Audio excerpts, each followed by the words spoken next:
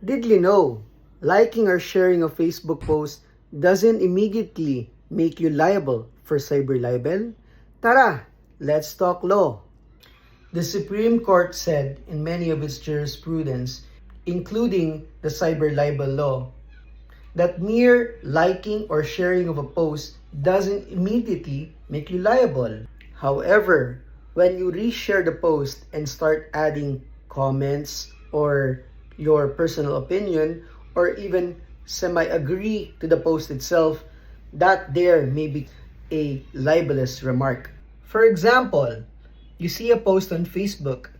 It says, Mr. Congressman Juan Tamad is corrupt. And then you share that post without adding anything. You are not liable. However, if in that same post, you put a comment that I agree with this, yes, Mr. Congressman is so and so, then that can already be considered as libelous. And then you would be liable for violating the cyber libel law. Kaya remember, sa susunod na makakita tayo ng post sa Facebook na agree man tayo or hindi, dahan-dahan lang po tayo sa pag-like or share.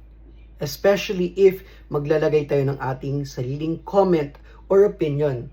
So, yun lang po for now. Bye!